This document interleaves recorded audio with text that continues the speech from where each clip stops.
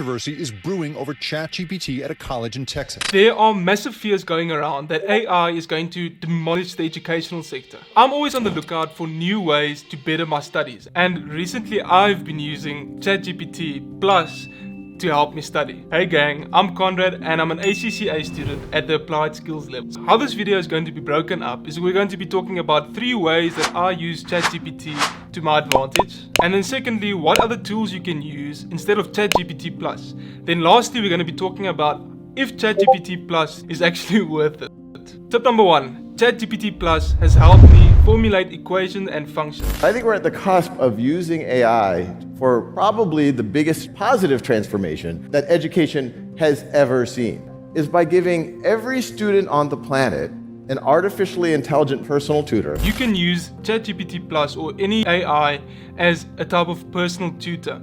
And it's literally like paying someone to help in your studies. How I personally use it, I paste in a question in the question box and I ask it, listen, help me solve this question. And you guys know in accounting, sometimes you get math questions which are super difficult. I just wish sometimes I listened in maths class. Also, you can ask ChatGPT to break it up step for step because sometimes a mathematical equation is broken up into different steps. Strategy number 2 is actually using ChatGPT Plus to set up question banks and flashcards. As all of you guys know, that active recall is a really important part in the learning process. Whether you're studying biology or accounting subjects, active recall, or aka just asking yourself questions instead of summarizing, helps a ton. So there's actually 2 ways of doing this. The first one is in Notion and the second one is in ChatGPT Plus. So for example, you're going to ask it, what is the square root of 5? Then it's space and then you ask it, solve or explain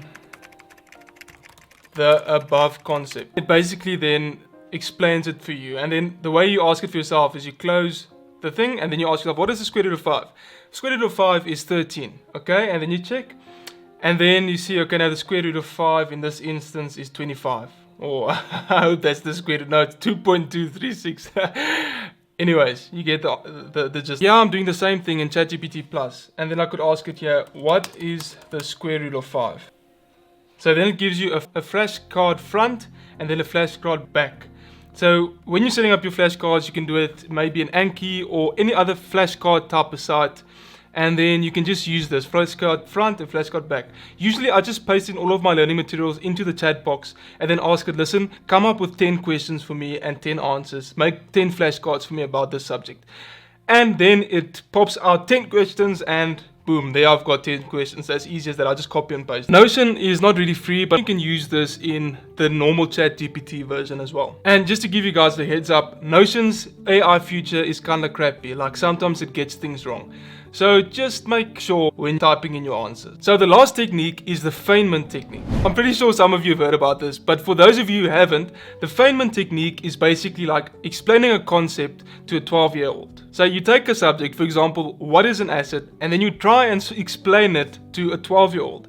And where you find gaps in your knowledge, that's where you know you need to go and do more research or more study about it. So when I don't understand a concept in accounting, I personally do this. So I take my notes and let's say we're talking about the theory of constraints.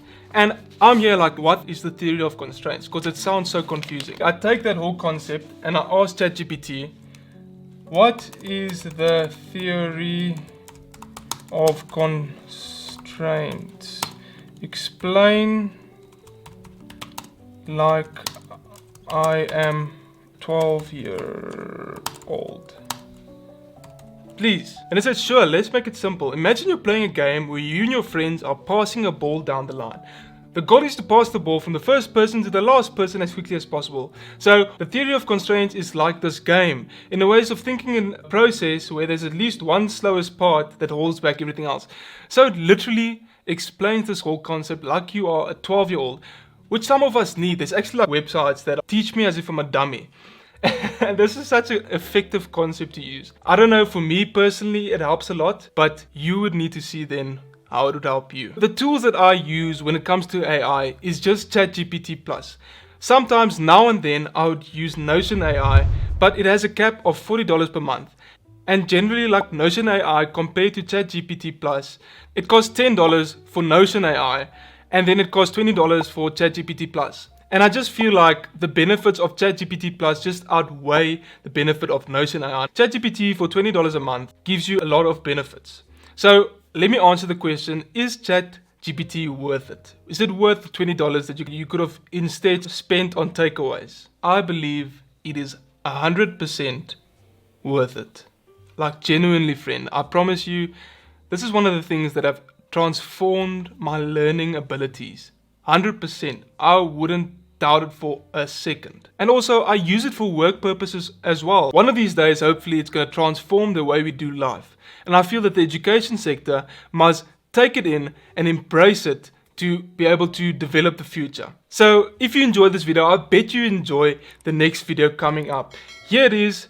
Check it out. And I'll see you in the next video. Cheers.